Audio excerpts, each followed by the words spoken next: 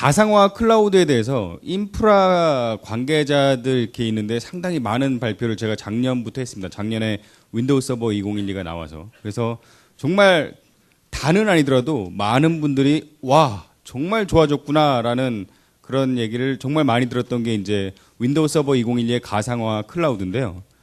이런 세션은 제가 이제 몇 번 해봤는데 굉장히 좀 안 좋았습니다. 이런 세션이라는 건 어떤 거냐면 세션이 클라이언트부터 DB, 문서 관리, 그러다 이제 인프라까지 들어가 있는 이런 세션을 보면 여기 계신 대부분의 분들은 인프라에 대해서는 잘 모르시는 분들이 많더라고요. 그래서 마지막에 세션 피드백을 받아보면 한마디 적혀 있습니다. 너무 어려웠다. 이런 것이 적혀 있어서 그래서 오늘은 그래서 장표를 좀 싹 좀 바꿔서 레벨을 인프라 관리자가 아닌 약간 그 위에 있는 사람들도 이해할 수 있는 수준으로 좀 바꿨습니다. 그렇다고 해서 너무 개괄적이진 않고요. 그래서 크게 이게 4가지 순서로 보도록 하겠습니다. 다시 한번 클라우드를 왜 해야 되는지 설명을 좀 드리겠고요. 그다음에 가장 많이 받는 질문이 가상화 클라우드가 도대체 같은 거냐 다른 거냐 라는 질문을 많이 받습니다. 그래서 이거에 대해서 설명을 많이 드려도 역시 이해를 잘 못하시는 것 같아서 오늘은 그림까지 최초로 제가 준비를 했습니다. 그래서 가상화 클라우드의 차이점을 조금 더 많은 분들이 이해를 하실 수 있을 것 같고요.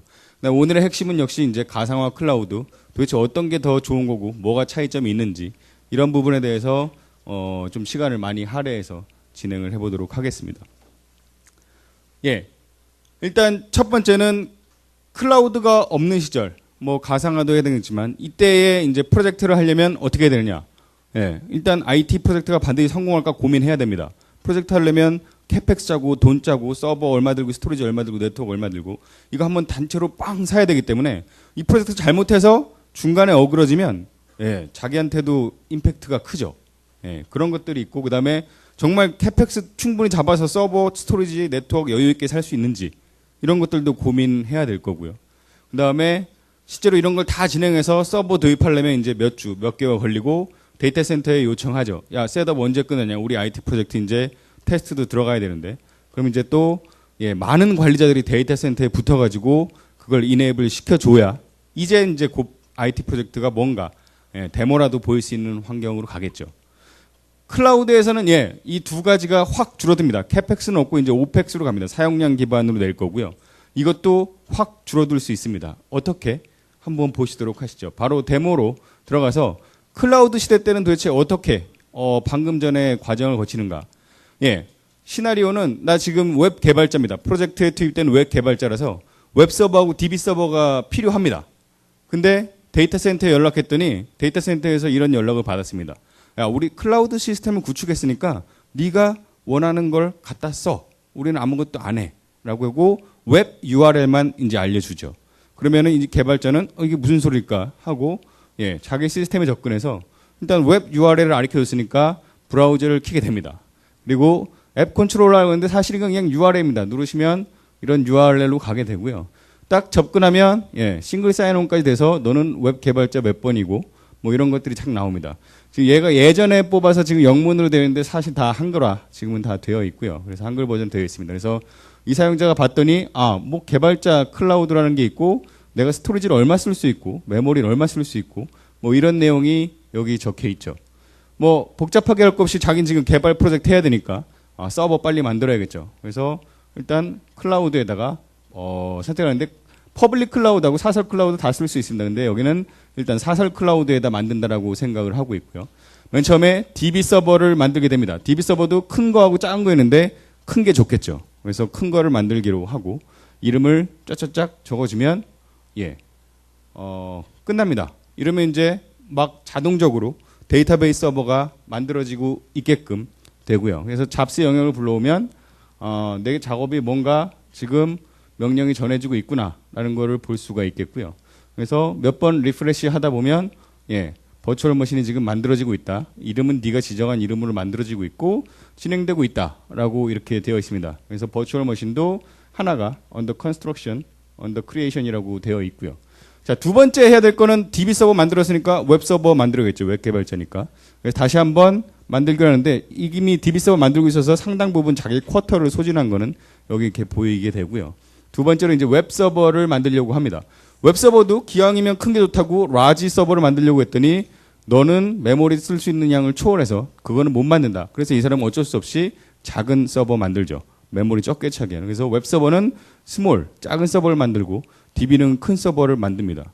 바로 자기가 필요한 서버 리소스를 갖는데 자기가 스스로 선택해서 했고 자기 쿼터만큼만 했고 데이터 센터의 사람은 아무것도 안 했죠. 이렇게 신속하게 할 수 있는 게 바로 클라우드입니다. 빠르고 비용 효율은 계속 여기 나오겠지만 비용 효율이 느껴질 수밖에 없을 거라고 보여집니다. 그래서 셀프 서비스로 자기가 스스로 했고요. 그 다음에 그냥 여러 서버를 공유해서 쓰기 때문에 자기가 캐펙스 투자해서 사지 않습니다. 사용한 만큼만 그 웹서버, DB 서버를 며칠간, 몇 시간 동안 사용했는지 그것만 그 프로젝트 팀에 부과가 됩니다. 그러니까 프로젝트 실패하더라도 우리 마이크로소프트 내에서도 그 이야기가 있습니다. 프로젝트 많이 해도 이제는 사용료 몇백 불만 내면 실패해도 끝이다 라는 생각들이 마이크로소프트 내부의 직원들도 있습니다. 그러니까 프로젝트를 뭐 리스크 안더라도 할 수가 있는 거죠. 몇백 불의 리스크니까요. 그래서 이런 것들이 바로 클라우드의 장점이라고 볼 수가 있겠고요. 그래서 왜 클라우드를 하는지는 확실하게 감이 오셨다라고 볼 수가 있겠습니다. 특히 개발팀 이런 쪽에 아주 다이나믹한 환경에서는 클라우드가 굉장히 좋죠. 프로덕션은 대부분의 기업들이 그렇게 다이나믹하지 않을 수 있습니다.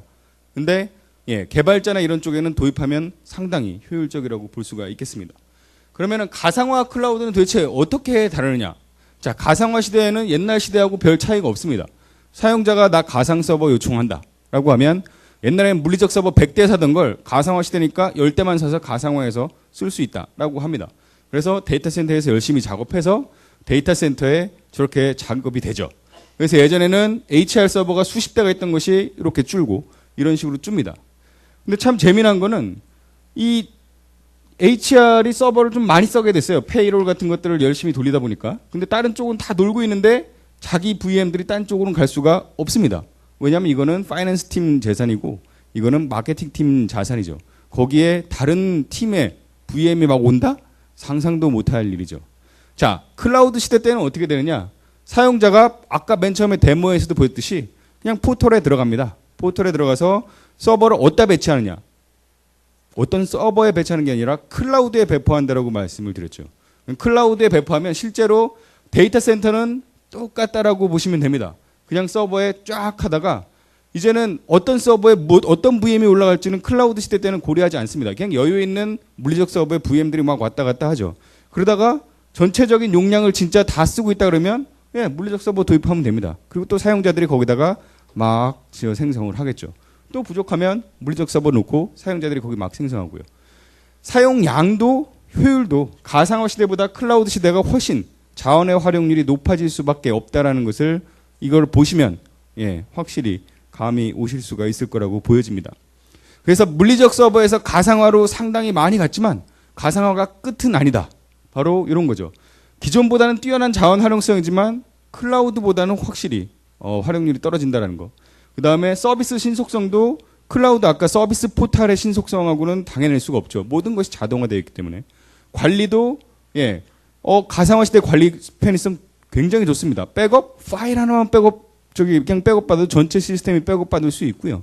굉장히 좋지만 관리 업무가 증가되는데 클라우드 보셨죠? 전부 다 자동화해서 데이터 센터 관리자는 아무것도 안 해도 사용자들이 만들고 그다음에 지울 수도 있습니다. 결국 끝나면 지우고 또 다른 거 만들어 쓸 수도 있고요. 이런 편의성을 제공하는 것이 바로 클라우드라고 보는데요. 이제 가상화에서 클라우드로 가기 위해서 그러면은 어떻게 가면 되느냐? 그냥 제품 하나만 도입하면 되느냐라고 생각할 수 있는데 사실 굉장히 많은 길을 가야 됩니다. 완벽한 클라우드가 되기 위해서는. 근데 맨 앞에서 보여드렸던 데모 정도의 수준은 하루 정도면 구현할 수 있고요. 근데 클라우드가 호스트가 수십 대가 되고 수백 대가 되는 환경은 좀 더 자동화율이나 이런 것들을 하기 위해서는 좀 많이 가야 됩니다. 일단 기업 내 데이터 센터를 가상화해서 클라우드로 가기 위해서는 몇 가지 더 작업이 필요한데요. 첫 번째가 이런 가상화입니다. 컴퓨터 가상화는 기존의 서버 가상화죠. 근데 서버 가상화만 가지고는 클라우드로 가기에는 부족한 점이 있습니다. 바로 스토리지 가상화하고 네트워크까지 가상화를 해야 가상화를 한다는 건 무슨 의미일까요? 모든 것들이 다 소프트웨어적으로 컨트롤이 가능하다는 거죠. 물리적으로 뭘 건드리지 않고 소프트웨어적으로 다 컨트롤할 수 있는 게 바로 가상화입니다. 그래서 바로 프로세스 자동화하고 IT 자동화인데 이게 예전의 자동화하고는 틀립니다. 엔드 투 엔드로 자동화가 돼야죠. 사용자가 VM을 요청했을 때 거기서 VM 사용자한테 딜리버리 되는 것까지가 모두 자동화가 돼야지만 예, 이게 클라우드로 갈 수가 있습니다. 윈도우즈 애저라는 저희 마이크로소프트의 퍼블릭 클라우드 거긴 하루에 뭐 수십만 대의 VM이 생성됐다 지워지는데 거기 관리자가 관여돼야 될 일이 조금이라도 있다면 예, 안 되는 거죠. 그래서 예, 이런 프로세스 자동화하고 IT 자동화가 필요합니다. 여기서 이제 자동화가 두 개가 나오니까 저건 무슨 차일까라고 하는 질문이 있는데요. 프로세스 자동화는 사람이 관련된 프로세스를 의미합니다. 아무리 자동화가 되더라도 관리자가 뭔가 승인을 하고 밑에서 작업을 해야지 그냥 자기 혼자서 뭐 인공지능처럼 되는 일은 없죠. 뭔가 내가 요청을 하면 관리자가 보고 승인하고 이런 프로세스를 전부 다 자동화해서 이메일로 가면 승인하고 다시 이메일로 어디가 승인하고 이런 것들이 막 프로세스 자동화고요. 근데 이 프로세스 자동화가 딱 되면 승인됐네? 그럼 작업해야지. 이게 이제 과거의 얘기라면 클라우드에서는 IT 자동화가 뒷받침을 합니다. 관리자가 승인하면 그 밑에 작업은 자동화 툴이 모든 걸 자동화합니다. VM을 만들어 달라고 해서 어떤 규격으로 그런 것들을 전부 다 IT 자동화 툴이 밑에서 자동화를 하는 거죠. 그래서 자동화는 저 두 가지가 필요로 합니다. 그 다음에 또 클라우드가 되면서 IT를 보는 잣대가 명확해집니다. 아주 명확해지는데요. 어떤 잣대로 명확해지냐면 VM당 도대체 단가가 얼마로 니들이 맞춰줄 수 있니? 바로 이게 기업 내 IT를 평가하는 잣대가 됩니다. 그래서 VM의 원가를 구성하는 요소는 바로 하드웨어, 소프트웨어 비용, 그다음에 노동 비용, 인건 비용이 되겠죠. 그래서 이런 것들을 축소해서 얼마나 최적의 VM을 사용자들이 아까 요청할 때, 웹에서 요청할 때 제공해 줄 수 있는가가 클라우드의 이제 핵심 요소라고 보여집니다. 그러면은 뒤에서도 말씀드리겠지만 마이크로소프트의 윈도우즈나 하이퍼V는 소프트웨어니까 요 비용만 최소화하면 클라우드에서 비용 절감의 기여는 다 하겠구나라고 생각하실 수가 있는데 바로 이 소프트웨어가 하드웨어 비용을 절감할 수 있는 기용, 그 다음에 인건 비용을 절감할 수 있는 기용들을 클라우드 소프트웨어 스택에서 다 제공을 해야 됩니다. 그래서 어떤 것들이 있는지는 뒤에서 보시면 될 것 같고요. 예로서 애저의 가장 작은 스몰 VM은 시간당 24원입니다. 예, 엄청난 저가죠. 물론 이제 사이즈가 작으니까 한데 큰 것도 그다지 비싸지 않습니다.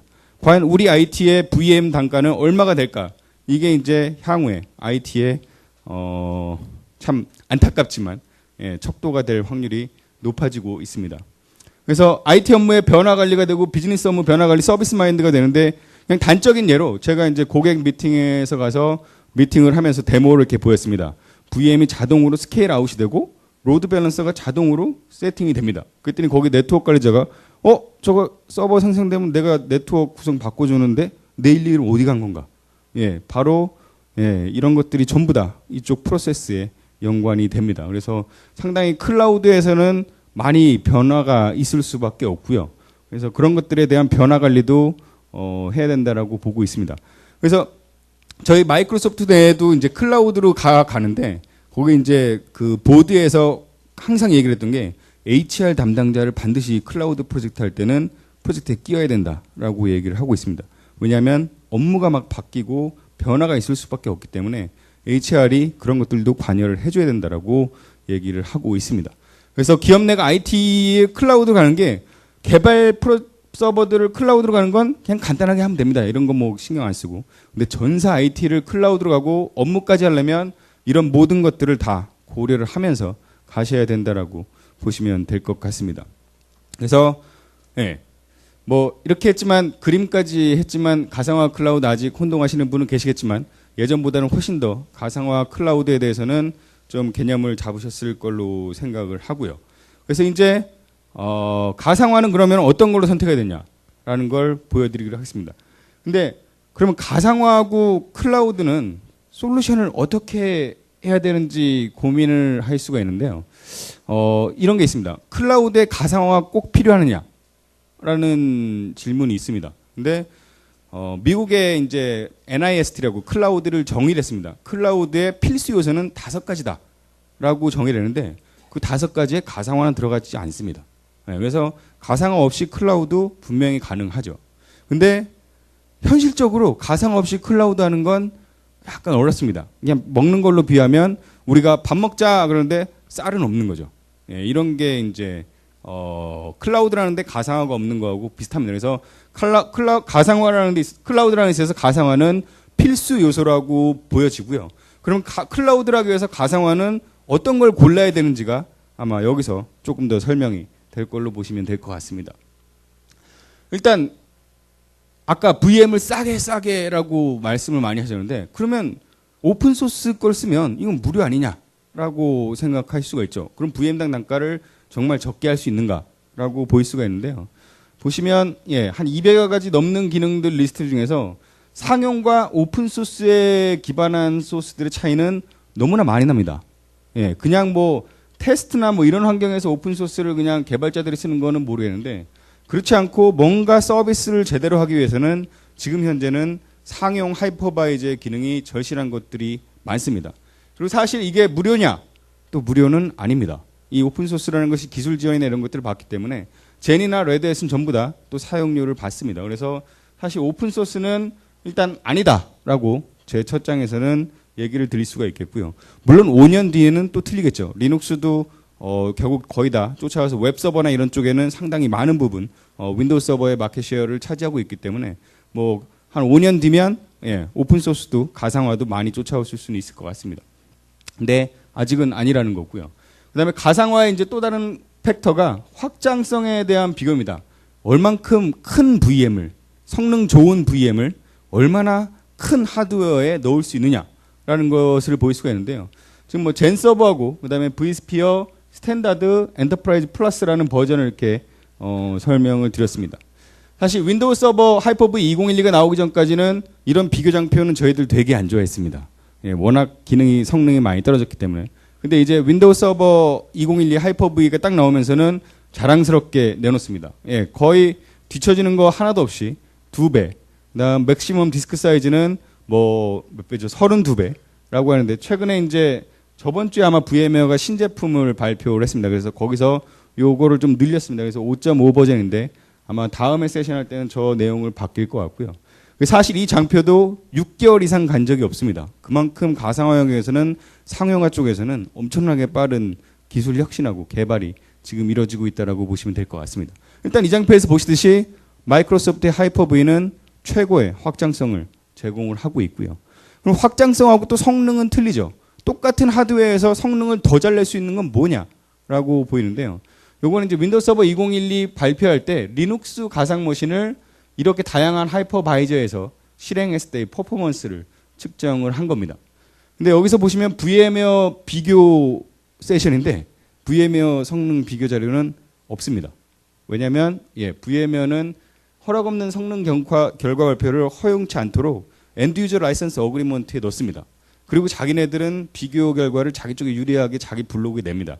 왜냐하면 마이크로소프트는 저런 교역이 없거든요. 젠도 없고. 오로지 VM웨어만 자기 허락 없이 성능 결과를 비교한 거를 공개하면 안 된다라고 적혀 있습니다. 그래서 정말 인터넷에서 하루 종일 뒤져보셔도 딱 그렇게 비교한 장표를, 성능 비교한 장표를 보시기는 정말 어려울 것입니다. 근데 저희들이 이제 내부적으로 할 수는 있죠. 저도 궁금하고. 그래서 본사에서도 하고 저도 하고 그다음 고객 사이트에서도 합니다. 고객 사이트에서도 VM웨어 같은 버전하고 최신 버전하고 윈도우 서버 하이퍼V 2012하고 비교를 하는데 저희들이 정확히 수치를 딱 보면 젠 서버하고 하이퍼V하고 비교하면 약 23% 정도 하이퍼V가 성능이 낮게 나오고요. 낮게, 좋게, 빠르게 이렇게 나오고요. 그다음에 VM웨어하고 비교하면 한 7% 정도. VM웨어도 성능이 상용이기 때문에 상당히 좋죠. 근데 7% 정도 좋게 나옵니다. 그래서 아까 확장성, 성능 이런 모든 것이 윈도우 서버 하이퍼V 2012에서는 압도적이라고 보시면 될 것 같습니다. 그리고 우리가 클라우드를 얘기하는데 클라우드를 할 때 서버 가상화뿐만 아니라 네트워크 스토리지 가상화가 전부 다 돼줘야만 소프트웨어적으로 다 컨트롤해서 완벽하게 자동화를 할 수 있다고 말씀을 드렸는데요. 마이크로소프트는 이 모든 기능들을 윈도우 서버 2012에 다 넣습니다. 반면에 VM웨어는 지금 베타 버전으로 vSAN을 지금 만들고 있고요. 그래서 언제 정식 버전이 나올지는 모르겠습니다. 그리고 오픈소스는 아까 기능이 많이 부족하다고 그러는데 역시 아직 먼 상태라고 보시면 될 것 같습니다. 더 중요한 거는 라이선스는 윈도우 서버에 전부 다 기능이 포함되어 있는데 VMware는 제일 비싼 엔터프라이즈 플러스나 그다음에 VCNS라는 라이선스를 또 거기다 더 내야 되는 그런 좀 고비용의 제품 솔루션이라고 보면 될 것 같습니다. 예. 그래서 매년 2010년, 11년, 12년, 13년 이렇게 계속 지금 VMware를 엄청나게 쫓아가고 있고요. 나머지 vendor들도 밑에서 열심히 쫓아오고 있습니다. 그래서 향후 몇 년 뒤에 어떻게 바뀔지 모르는데요. 근데 저는 되게 궁금했던 점이 기능이 대동소이한데 왜 마이크로소프트하고 VMware하고 같은 화는 저렇게 격차를 뒀을까라고 봤는데 저도 그래서 매직 쿼드런트를 처음 알았습니다. 고객이 얼마나 많이 사용하고 있는가도 여기에 반영이 됩니다. 그래서 VMware는 10년 이상 쓰고 있기 때문에 그 영역을 무시할 수가 없죠. 그래서 이 격차는 단지 시간만 지나더라도 저희들이 고객들이 많이 써주시면 줄어들 수 있게끔 본다고 봅니다. 그래서 코멘트를 보시면 더 이상 기능의 문제가 아닌 거고 VMware 기존 고객을 어떻게 공략할 것인가. 그 다음에 보면 마이스코어 처음으로 VMware 대등하거나 더 나은 확장성이나 기능들을 제공한다라고 얘기하고 있고 싸게 아까 얘기했듯이 클라우드는 싸게인데 바로 저 비용을 같은 회사에서도 하이퍼V를 얘기를 하고 있죠. 그래서 아주 옛날에 태적에 최초로 마이크로소프트 하이퍼V가 나와서 지금 현재까지 이렇게 VMware를 압박을 하고 있습니다. 그래서 이제 향후에 어떻게 될지 모르겠지만 결과는 명확하다고 봅니다. 저희들은 무료고 VMware는 돈을 받기 때문에 그 메커니즘은 어쩔 수가 없죠. 서버를 사고 그 서버와 비슷하거나 더 비싼 가격을 하이퍼바이저로 사고 마이크로소프트 윈도우즈를 뭐 리눅스만 쓰신다 그러면 뭐 그래도 날 수도 있겠지만 거기다 마이크로소프트 라이선스를 또 윈도우 서버 라이선스를 준다. 그거는 좀 그렇습니다. 그래서 3년 동안 마이크로소프트는 4배 성장했고 과거 2년 동안 10% 격차를 줄였고 그다음에 최근 1년 동안 이런 식으로 지금 마이크로소프트가 엄청나게 VMware를 압박을 하고 있습니다. 그다음에 이제 비용을 줄이는 부분이 되게 중요하다라고 말씀을 드렸는데 그래서 스토리지 쪽에 대한 그 기능을 윈도우 서버에 상당히 많이 넣습니다. 그래서 제가 이제 가상화를 잘 모르시는 분들한테 이제 설명을 드리는 예가 있습니다. 고객 사이트 만나서 지금 물리적으로 서버 10대가 있는데 이거를 가상화하고 싶다. 가상화하면 서버를 줄일 수 있다며. 그래서 딱 보니까 10대는 한 대로 요즘에 서버 좋아서 하드웨어 한 대에 다 들어갑니다. 라고 이렇게 얘기를 하죠. 그럼 고객이 굉장히 좋아합니다. 상면도 줄고 파워도 줄고 뭐 다 주니까. 근데 좀 얘기하다가 좋아하시는 게 좀 식을 쯤에 근데 서버 한 대가 죽으면 10대가 다 죽는 거죠. 그렇기 때문에 가상화할 때는 반드시 고가형성을 고려해서 플러스 1을 둡니다. 라고 얘기를 합니다. 그럼 이제 10분의 1로 줄었다가 갑자기 10대가 2대로 바뀌죠. 그래도 뭐 5대 1이면 어디냐. 10대 1에서 좀 줄긴 했지만. 그래서 그때도 약간 좋아하기는 하십니다. 근데 이제 마지막으로 근데 가상화에서 고가형성을 하기 위해서는 센이 필요합니다. 라고 이렇게 말씀을 딱 드리는 순간 그래서 흘러지게 됩니다. 그래서 그 얘기를 상당히 많이 들었고요. 그래서 스토리지 비용을 어떻게 절감할 것이냐를 윈도우 서버 2012에 상당히 고민해서 많이 담았습니다. 그리고 그 답이 뭐냐? 네트워크 공유입니다. 네트워크 공유는 굉장히 다들 편하게 쓰시죠. 근데 그게 데스크탑 기능이지 그게 데이터 센터에서 어떻게 쓰냐? 데이터 센터는 아시는 분은 아실 거고 모르시는 분은 모르시겠지만 아이스컷이나 FC라는 표준 스토리지 프로토콜로 굉장히 빠른 스토리지 기능을 제공해 주는데 네트워크 공유라는 게 그게 랩탑에서 쓰는 거지 무슨 그러냐라고 보시는데 지금 글씨가 좀 작아서 그럴 텐데요. 이 OLTP를 비교를 한 겁니다. 그래서 SMB 네트워크 공유로 가상 머신을 운영한 거하고 아이스컷이 FC 기존처럼 운영한 걸 보시면 제일 많은 OLTP 건수를 기록한 거 레이텐시가 제일 적은 거는 바로 스토리지 스페이스라는 센을 대체할 수 있는 마이크로소프트 윈도우 서버 2021의 새로운 밑에 기술과 거기에 네트워크 공유, 그 다음에 하이 퍼포먼스 네트워크까지를 넣으면 이렇게 좋은 퍼포먼스를 낼 수 있다는 거죠. 비용은 보시면 FC나 아이스컷에 비해서 상당히 저렴하게 구축을 할 수가 있습니다. 이건 순전히 마이크로소프트만의 얘기 아니냐. 네뎁에서도 근데 결과를 발표했습니다. 보시면 자기네 하드웨어에서 아이스컷이 FC 그 다음에 마이크로소프트의 SMB 3.0입니다. 기존의 그 SMB 프로토콜 아니고요. 3.0 새로 나온 겁니다. 보시면 아이스컷이하고 FC의 사이에 있습니다. 성능이 굉장히 좋은 거를 아실 수가 있고요. 그리고 또 하나가 이제 좀 아시는 분 아시겠지만 SMB는 나스입니다. 아이스컷이하고 FC는 센이고요. 원래 나스는 센에 비해서 성능이 떨어진다라고 했는데 SMB 3.0은 그렇지 않다라는 것을 보여주는 것이죠. 그래서 네뎁 같은 경우는 어떤 고객사에 가서 아이스컷이 쓰지 마시고요. 그냥 SMB 3.0으로 마이크로소프트 가상화하셔도 됩니다. 저희들이 성능 보장합니다라고 고객 사이트에 얘기를 하더라고요. 그래서 굉장히 인상 깊었던 자리였고요. 그래서 하나의 고객 예인데요. 호스팅 업체입니다. 굉장히 큰 규모죠. 호스팅 업체 중에서 그렇게 큰 규모는 아니지만 기업 내 IT에서 가상화 호스트가 48개나 되고 여기에 가상 머신 3,000개 운영하고 이런 것들 뭐 조그만 규모는 넘어선 규모라고 보시면 될 것 같습니다. 여기 뭐 네트워크 장비가 있고요. 그다음에 그냥 서버입니다. 가상화 서버인데 밑에 보시면 요 FS가 파일 서버입니다. 윈도우즈 서버고요. 그냥 서버죠. 서버를 가상화 서버로 쓸 거냐, 좀 작은 걸 파일 서버로 쓸 거냐. 클러스터였고 밑에는 JBOS이라는 걸 씁니다. 센 안 쓰고요. 그냥 디스크 덩치들 윈도우 서버에 연결해서 그거를 네트워크 공유로 하이퍼V 호스트에 제공합니다. 보시면 비싼 센 아무것도 안 쓰고 이 호스팅을 할 수 있는 규모를 만들었죠. 그래서 인더스트리의 표준 하드웨어로 100% 마이크로 스택으로 가상화 서비스를 운영할 수 있다. 비용은 상당 부분 많이 절감될 수 있다라는 것이 이제 여기 케이스 스터디의 결과입니다. 하이퍼V가 왜 기존에 10년 이상 그 가상화를 했던 VM에 비해서 성능이 좋다 그러냐? 이거 거짓말 아니냐라고 하시는데 정량적인 데이터는 아까 제가 분명히 못 드린다 그랬죠. 말로는 설명드렸는데 정성적인 자료를 드시면 하이퍼V 개발팀에서 하이퍼바이저 개발할 때 고민했습니다. 이 하이퍼바이저를 위에 서버를 우리가 바꿀 수 있다라고 생각하고 디자인할 것인가, 위에 서버는 그냥 서버고 우리는 못 바꾼다라고 생각하고 개발할 것인가. 이 두 가지 중에서 고민을 했습니다. 근데 과감하게 하이퍼V는 OS를 우리는 바꿀 거다. 왜냐하면 우리 회사에서 개발하니까. 그래서 하이퍼바이저하고 서로 긴밀하게 만들 거다라고 해서 개발을 했고요. 반대인 경우가 있죠. VM웨어죠. VM웨어는 OS를 못 바꾼다라고 생각하고 열심히 거기를 옵티마이즈 하는데 초점을 뒀습니다. 그래서 옛날에 서버, 윈도우 서버 2003 같은 경우는 VM웨어보다 하이퍼V가 빠르다고 얘기를 할 수가 없습니다. 왜냐하면 윈도우 서버 2003은 우리는 고려한 적이 없었으니까요. 하이퍼V 만들 때. 근데 2008, 2008R2 윈도우 서버 2012 나오면서 VM웨어하고 저희하고의 격차는 가면 갈수록 커집니다. 왜냐하면 OS 저희가 만들어서 하이퍼바이저에 최적화 시켰기 때문이죠. 제가 왜 이런 얘기를 하냐면 리눅스는 어떻게 할 거냐? 리눅스는 아니지 않냐? 니들이 만드는 게. 그렇지만 영어로도 써 있고 밑으로도 써 있지만 마이크로소프트 개발팀이 리눅스의 커널에다가 직접 코드를 넣습니다.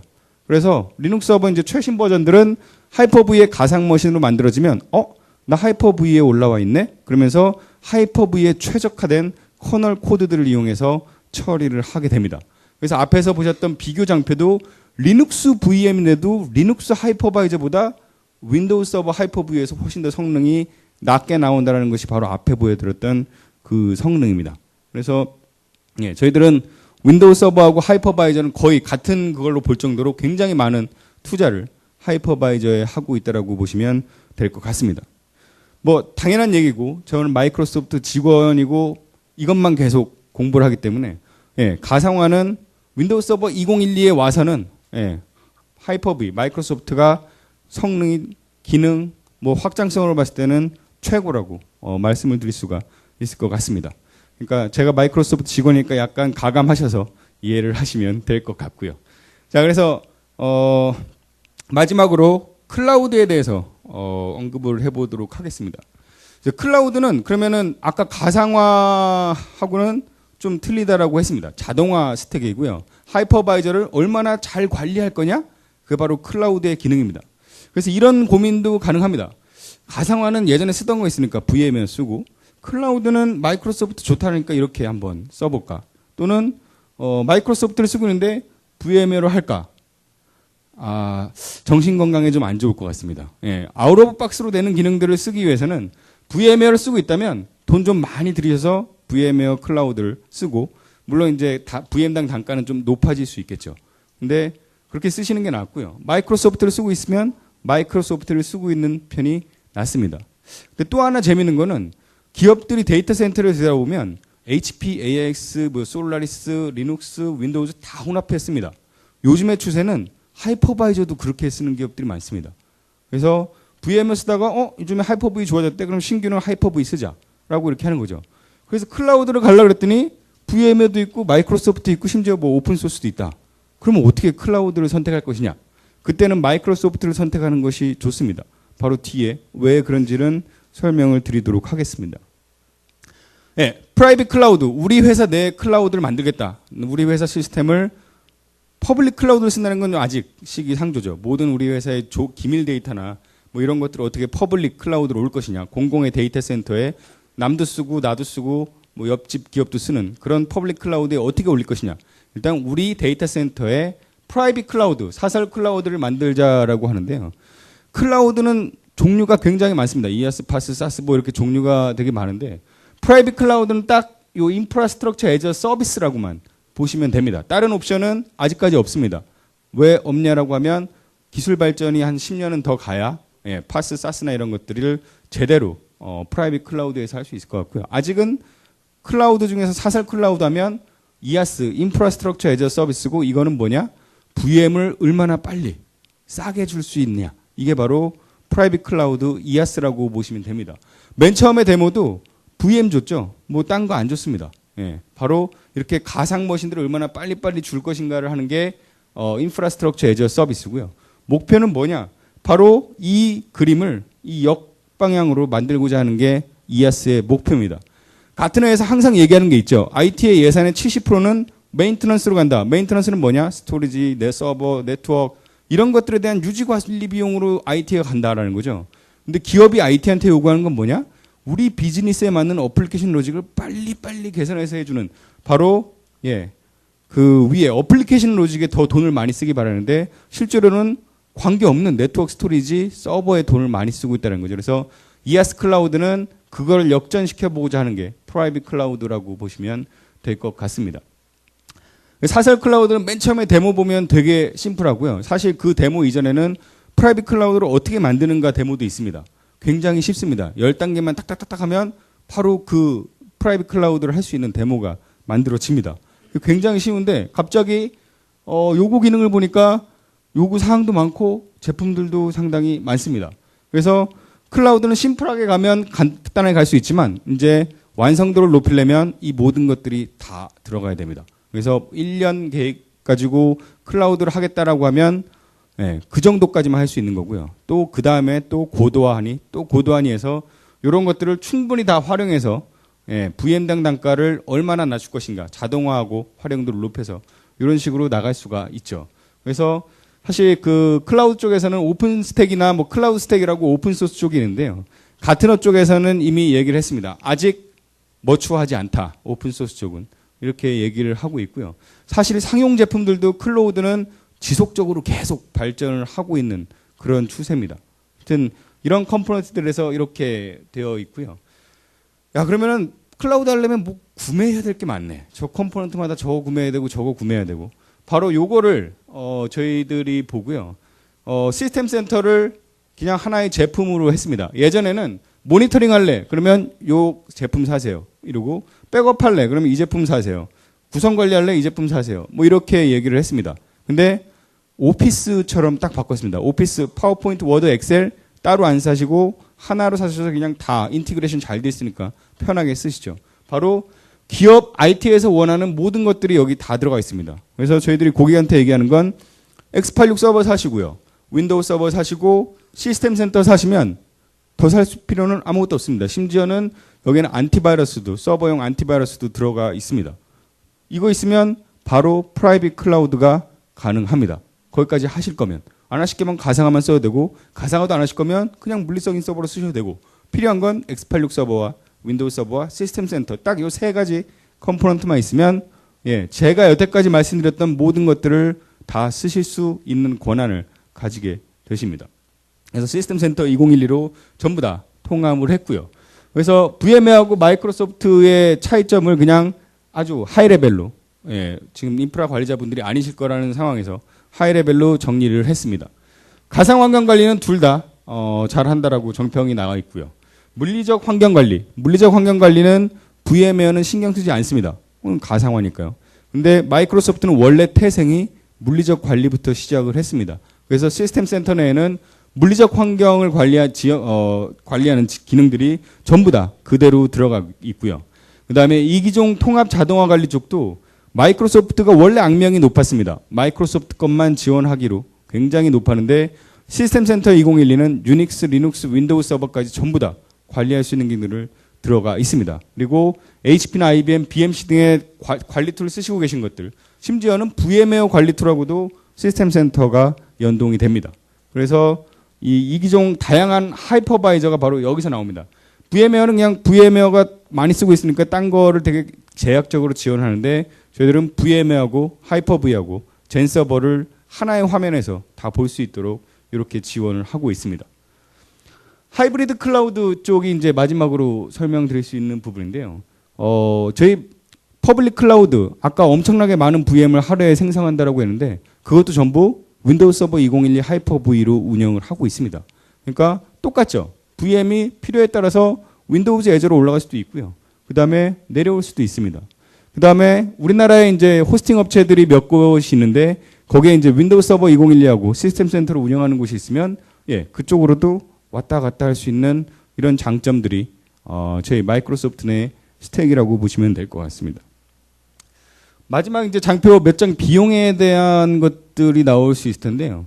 이제 질문들이 요즘에 이제 저희들이 이제 싸게 나오니까 VMware가 예전에는 이제 비싼 라이선스를 팔다가 요렇게 좀 내려오고 있습니다. 고객한테 쌉니다. VMware도. 라고 보시는데 기능을 지원하는 걸 보시면 차이가 많이 나는 것을 보일 수 있고요. 이런 기능들은 또 별도의 라이선스를 필요하고 이것도 별도의 라이선스 필요하고 하여튼 이렇습니다. 그래서 VMware하고 저희 마이크로소프트를 비교할 때는 이거하고 비교를 해주셔야 맞는 거고요. 저희는 옵션은 딱 하나입니다. 구매하실 때 물리적 서버냐 가상화할 거냐 요 기준으로 하나만 선택을 해서 하시면 이 기능을 다 사용하실 수가 있습니다.